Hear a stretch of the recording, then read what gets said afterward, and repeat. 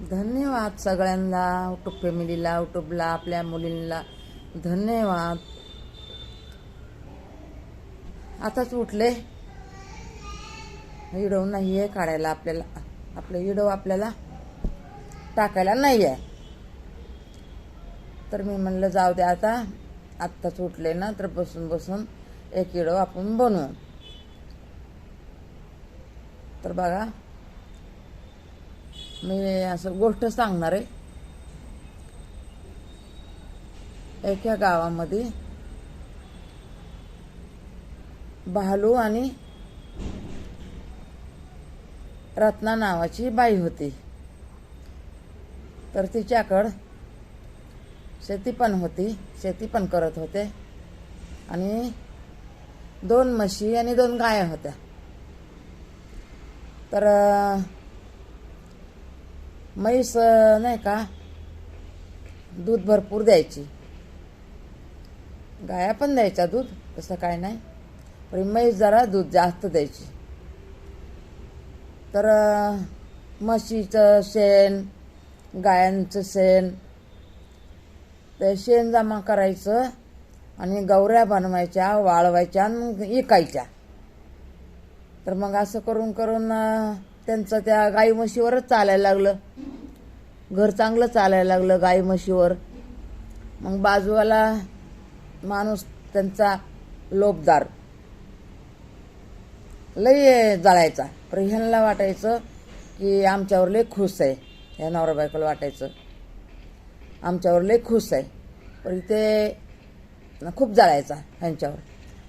तर मग हे काय पण आणलं ना, तर त्यांना दाखवायला घेऊन जायचं. त्या टायमाला ते पण खुश होऊन बघायचे. बाहेर निघले की ह्यांचं जाळपोळ चालू व्हायचं, म्हणजे दोघं नवरा बायको जायचं, बघा हे किती मोठे व्हायले, त्यांच्या गाई म्हशीचं शेण किती निघतंय, गवऱ्या निघत्यात, वाळवून विकतात, पण घरामध्ये सरपण पण होतंय त्यांना स्वयंपाक बनवायला. आणि आपली म्हैस तर बघा, दूध पण 5 लिटर देते, आणि शेण पण तिचं पातळ असते. आपल्याला शेण पातळ आहेत, आपण गवऱ्या कशा बनवायच्या, तर मग ह्यांना शेण पण कामाला नाही यायचं. आणि गाय म्हशीचं दूध कसं 7-8 लिटर दूध असतंय ना, तर मग 7-8 लिटर असतंय, तर मग ते कसं जास्त असलं, तर जास्त असल्यावर कसं ते शेण असतंय ना, तर मग ते थापायला बरं पडतंय ना.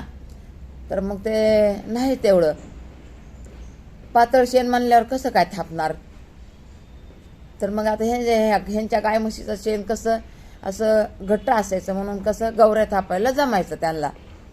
आणि दूध पण किती 10-12 लिटर दूध द्यायचं. तर मग ह्यांचं चांगलं चालायचं, घर बी चालायचं, दही दूध बी लावायचं, विकायचं, दुसऱ्या गावाला जाऊन विकायचं, त्यांच्या गावामध्ये विकायचं. तर मग ह्यांचं चांगलं चालायचं. मग हे ना TV आणलं, एक नवीन आलेला TV आणला, पेढे घेऊन गेले. बाबा हे पेढे कशासाठी, तर नवीन TV घेतलाय. ते बरं म्हणले. मग ते गेल्यावर मग हे दोघं लागले वापस निंदा करायला. त्यांना एवढं भरभरून यायले, आपल्याला तर काहीच नाही आहे. मग ह्यांची नाही का म्हैसच आपण चोरून आणावा, 10-12 लिटर दूध देते, तर मग आणावा, आणि तिला नाही का कलर दुसरा द्यावा, त्या म्हशीला कलर दुसरा द्यावा. तर मग त्याने काय केलं, काळा कलर होता ना, तर त्याने दिला निळा कलर.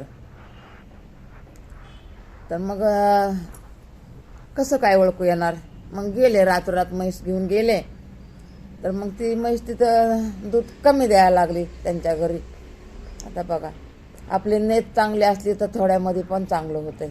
मग तिथं गेल्यावर म्हैस दूध लई कमी द्यायला लागली. तर मग आता ह्यांची म्हैस नाही म्हणून हे रात्रभर धुंडलं, रडले पडले, शेतामध्ये जाऊन बसले.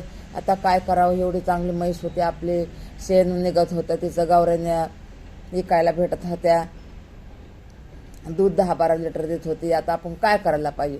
तर एक चालून तिथं अशी त्यांच्यासमोरून म्हैस चालायला लागली. तर त्या म्हशीला त्याने थांबवलं, आणि त्यांना वाटलं कुठून आली बाबा ही म्हैस अचानकच, नाही का, देवाने आमच्यासाठी तर नाही पाठवली. तर मग ती म्हैस घेऊन घरी आले. घरी आलं तर ती म्हैस, ते म्हैशीनं नाही का अशी संडास केली ना, तर तिच्या त्या म्हशीच्या शेणामधून असं सोन्याचे बिस्किट निघले. तर मग असं करून करून मग हे लोक मोठे झाले, गाडी घेतलं, बंगला घेतला आणि त्या म्हशीचं लई लाड करायला लागले.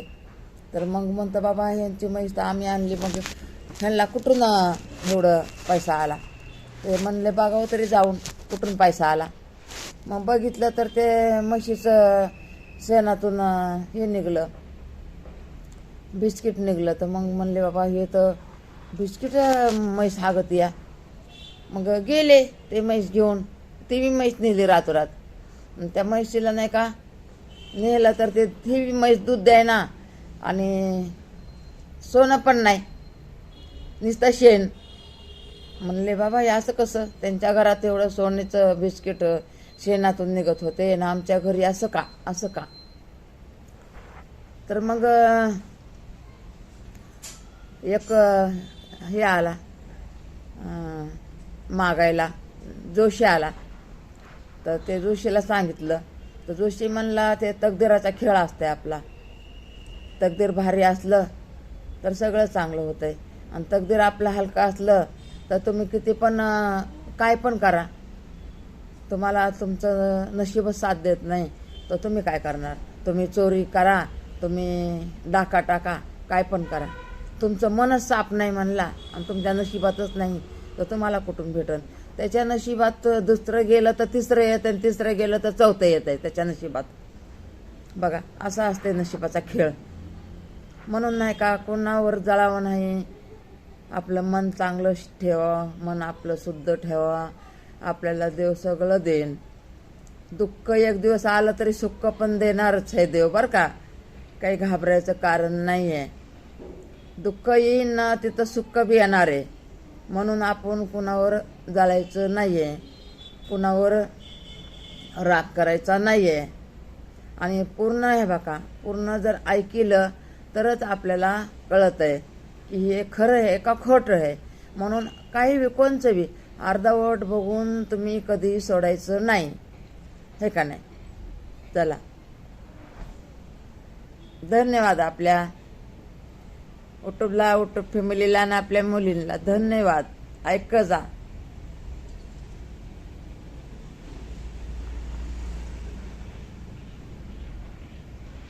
ऐकलं तरच आपल्याला कळतंय, नाही ऐकलं अर्ध ऐकून काहीच उपयोग नाही. अर्ध ज्ञान माणसाला येते, मग अर्ध ज्ञानामध्ये आपण काय करणार, हे का नाही. म्हणून काय बी असलं आपल्याला ऐकू वाटत नसलं ना तरी पण आपण तसंच ऐकायचं. आणि म्हणजे तसंच ऐकलं ना कसं होतंय आपल्याला, हे बघा 10 शब्दामधून आपले 5 तरी शब्द आपल्या कामाला येतात, बरं का. म्हणून ऐकायचं.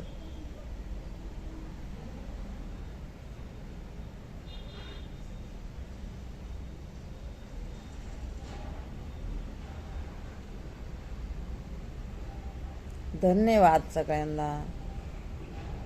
तुही न्यांकार मैत्री चरणा मैन बक्षलो, तुही न्यांकार मैत्री चरणा मैन बक्षलो, तुही न्यांकार मैत्री चरणा मैन बक्षलो.